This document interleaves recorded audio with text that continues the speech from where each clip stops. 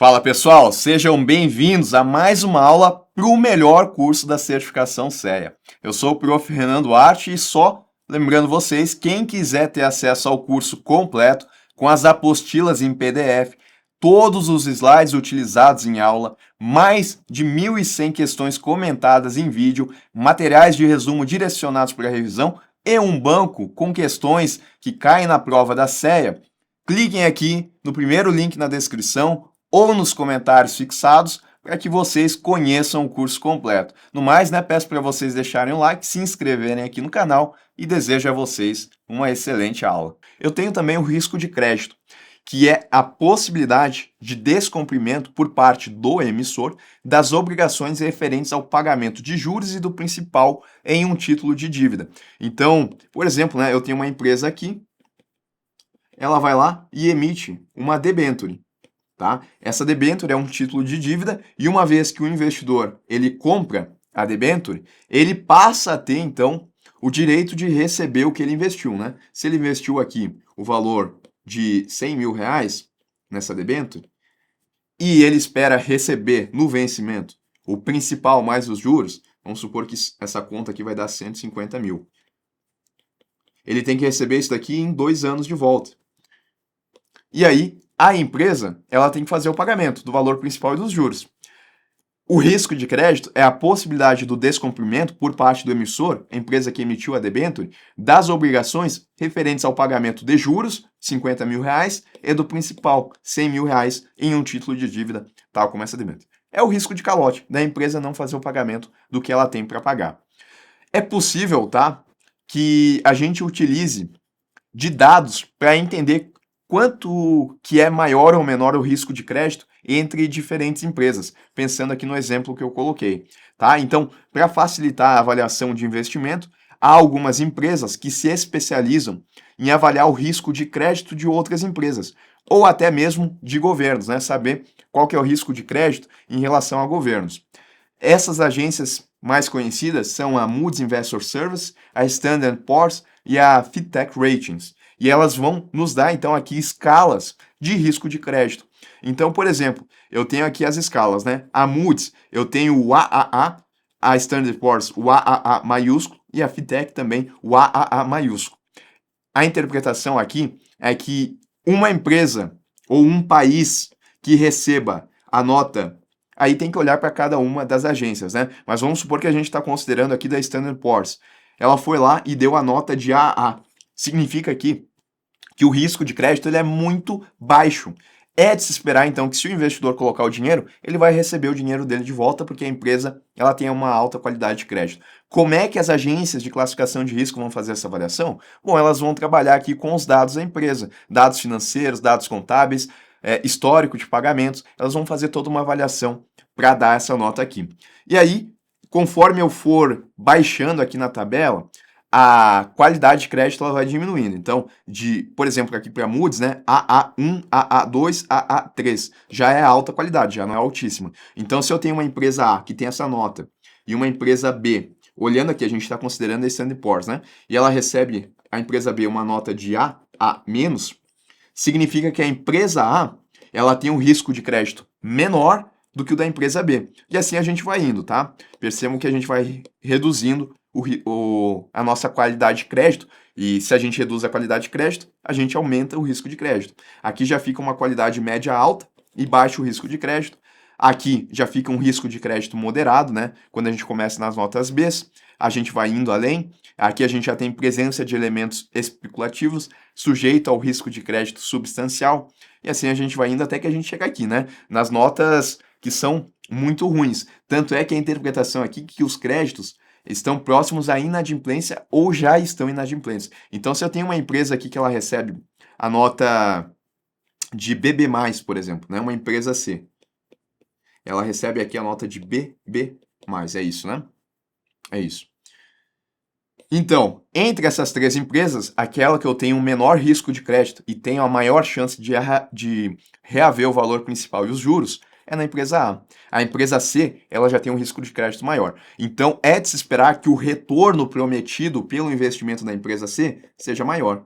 Para a empresa B, é de se esperar que ele seja um intermediário, Vamos supor, vamos colocar em números aqui.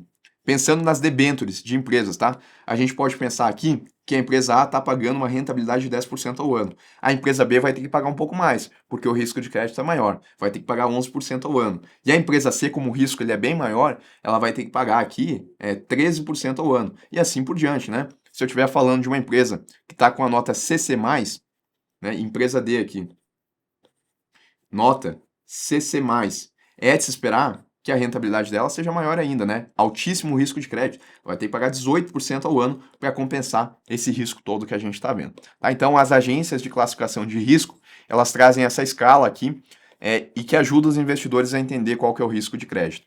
Um outro conceito importante aqui, tá? Spread de crédito. Ele é a diferença entre o retorno no investimento na dívida de uma empresa ou instituição financeira e o retorno oferecido por títulos públicos federais. Então, naquela situação onde eu tinha a empresa D, que ela estava trazendo uma rentabilidade de 18% ao ano, né?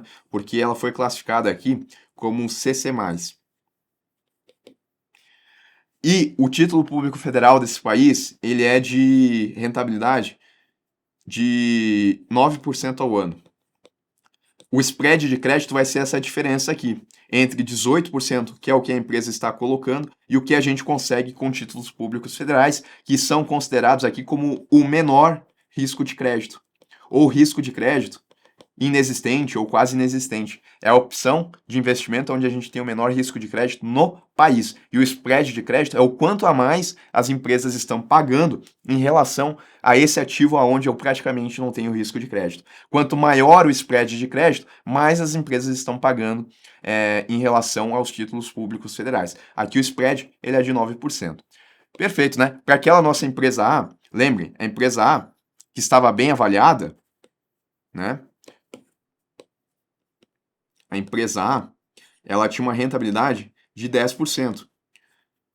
O título público é 9%. Então aqui o spread ele foi só de 1%, né? Porque apesar da empresa A estar muito bem avaliada, o risco do título público federal ele é menor, né? Porque é o governo aí que vai fazer a emissão. Só o conceito aqui de solvência refere-se à capacidade de uma pessoa física ou jurídica, né? Uma pessoa, uma empresa, de honrar as suas obrigações financeiras, ou seja, cumprir com os pagamentos de suas dívidas à medida que estas se tornam exigíveis, tá? Solvência é a capacidade que eu tenho, então, de fazer pagamento. Contrair um empréstimo com o banco, né? Vou ter que fazer o pagamento parcelado. Eu ter condições de fazer o pagamento desse parcelamento que eu fiz me torna uma pessoa numa condição de solvência, tá? Ou pessoa ou uma empresa também que arcou com algum compromisso. E inadimplência ocorre quando um indivíduo ou uma empresa não consegue realizar um pagamento dentro do prazo acordado. Em outras palavras, a inadimplência significa o não cumprimento de uma obrigação financeira, seja em relação ao pagamento de juros ou de principal, como em um contrato de empréstimo ou título de dívida, tá? Então, eu fiz o parcelamento. Inicialmente, eu estava numa condição de solvência, eu estava adimplente, eu estava fazendo os pagamentos.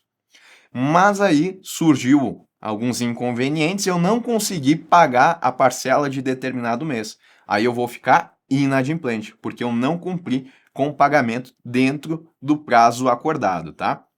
Bom, para avaliar o risco de crédito das empresas, também a gente pode analisar as suas demonstrações financeiras.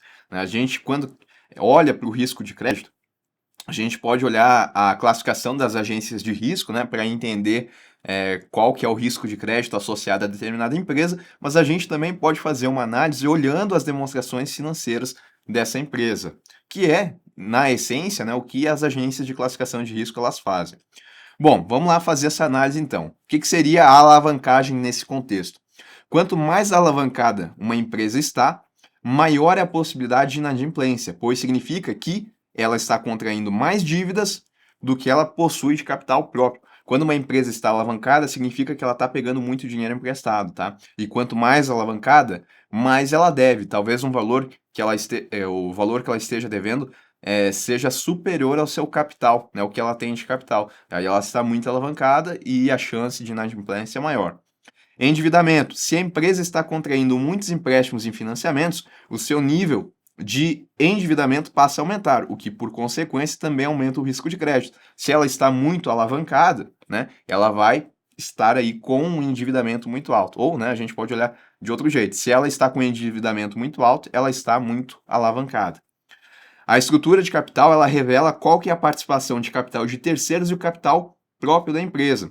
Ó, nesse sentido, quanto maior a participação de capital de terceiros, maior é o risco de crédito, pois esse capital advém de dívidas.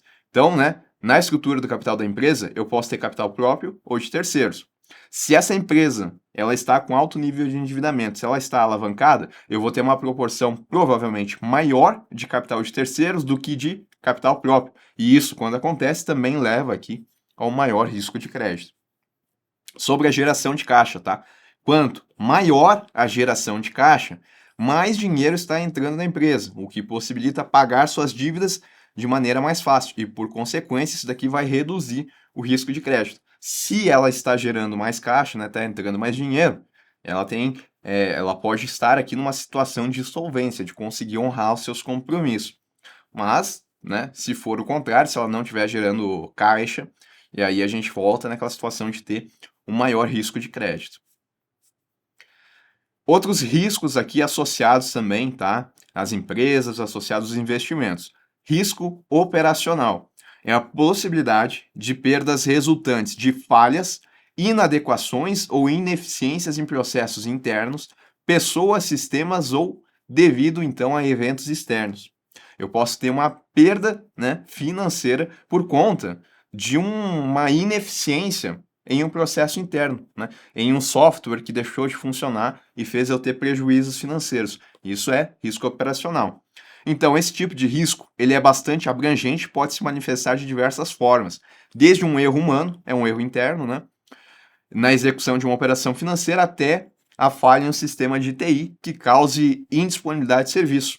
Não vou conseguir prestar o serviço, vou ter perda financeira, isso adveio aqui do chamado risco operacional.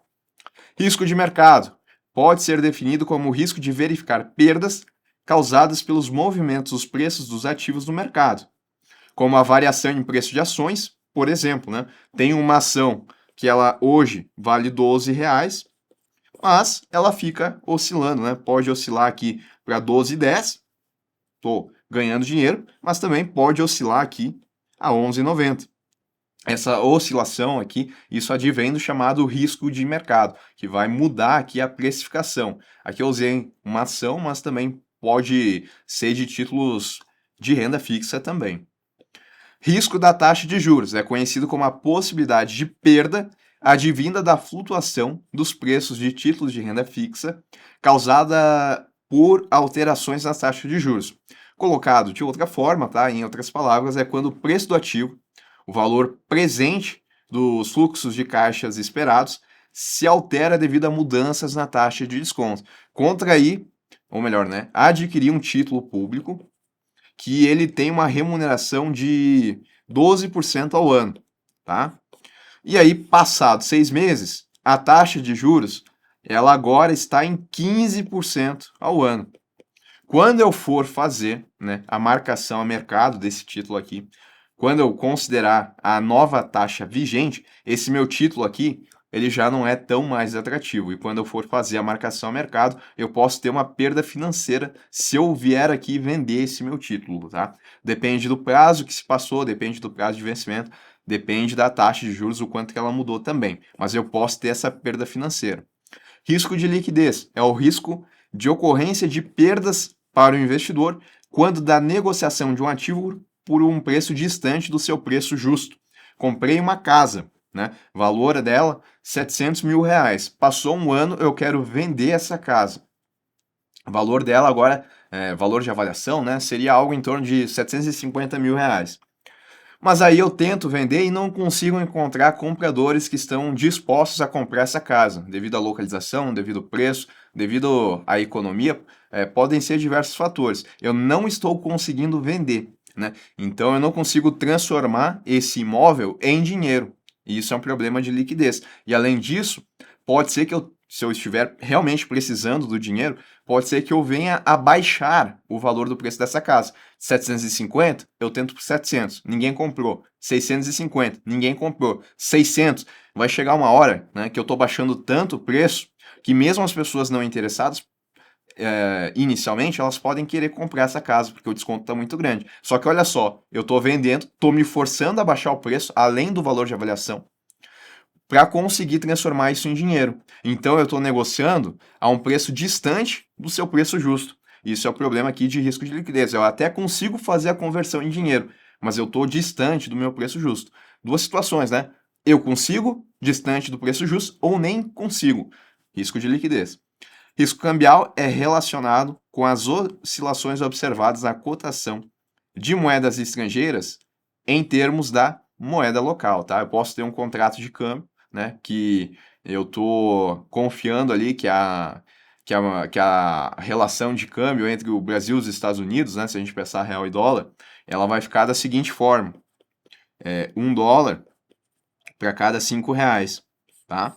Eu tenho uma dívida aqui, vamos supor, que é um contrato de câmbio, eu tenho uma dívida aqui no valor de $100 mil. Né? Nessa circunstância, quando eu tiver que honrar essa dívida que eu teria que desembolsar aqui R$ 500 mil, né? Fazendo essa conversão. Mas o câmbio, ele não é estanque, ele fica mudando. E aí pode ser que daqui a um ano, quando eu efetivamente tiver que pagar essa dívida que eu tenho, esse contrato, pode ser que agora a taxa de câmbio esteja da seguinte forma, né? E aí, se eu for fazer o pagamento dessa dívida, agora eu não vou desembolsar mais 500, eu vou desembolsar R$ 600 mil. Tá? Isso daí, então, vem do risco cambial, que é as oscilações das moedas estrangeiras em termos da moeda local.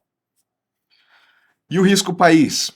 Ele é uma medida que avalia a probabilidade de um país não cumprir com as suas obrigações financeiras, impactando investimentos e empréstimos internacionais. A gente pode utilizar aqui o conceito de spread de crédito ao comparar títulos emitidos por governos de países soberanos e de países emergentes, tá? Então, o Brasil ele emite títulos públicos federais, né? Vou colocar aqui o Brasil. Ele emite esses títulos aqui. Vamos supor que a taxa de juros aqui, né, seja de 12%, né? Taxa Selic, taxa de referência aí para os títulos públicos. O Brasil emite esses títulos. O risco país é justamente o risco do Brasil não honrar com esses títulos que forem emitidos. Porque lembre, né, um título público, ele promete uma rentabilidade, né? A pessoa vai desembolsar aqui um capital e ela vai ganhar, né, os cupons, se tiver cupons, e lá no final ela vai receber o valor de volta. Se não tiver cupons, ela vai receber lá no final o valor principal mais os juros. O risco país, né, olhando sob a ótica dos investidores estrangeiros, é de um estrangeiro contratar esse título aqui, que promete essa taxa de 12%, e o Brasil não honrar com os pagamentos aqui. Quanto mais emergente o país, né, quanto mais, geralmente, né, quanto mais subdesenvolvido, o risco país ele é maior, da chance de o país não conseguir honrar os pagamentos dos seus títulos emitidos. Tá? E aí a gente consegue usar o spread de crédito ao comparar títulos emitidos por governos de países soberanos e de países emergentes. Então, por exemplo, o Brasil está pagando 12%. Eu posso olhar lá quanto que os Estados Unidos eles estão pagando, né? Eles provavelmente vão pagar aqui menos 3% ao ano. Tá? A diferença entre 12% e 13% ao ano é o chamado spread de crédito. Ou seja, o investidor, para ele assumir o risco do Brasil, né, de colocar o dinheiro dele aqui no nosso país, ele está recebendo 9% a mais do que ele estaria recebendo se ele colocasse o mesmo dinheiro dele lá nos Estados Unidos, que é um país que tem um risco país menor do que o Brasil. Então ele ganha esses 9% a mais para compensar o risco que ele está assumindo aqui. Não só em relação ao Brasil e Estados Unidos, tá? Mas qualquer país emergente, um país de moeda forte. O EMB, tá, é um indicador da JP Morgan utilizado para calcular o risco país de países emergentes, avaliando diretamente os títulos públicos desses países em relação aos norte-americanos, tá? Então, para o nosso país, a gente tem o EMB Brasil. Aí faz essa comparação, né? Avalia aqui os títulos do nosso país em relação aos norte-americanos. Tem EMB também para outros países fazendo essa relação aí com os títulos norte-americanos.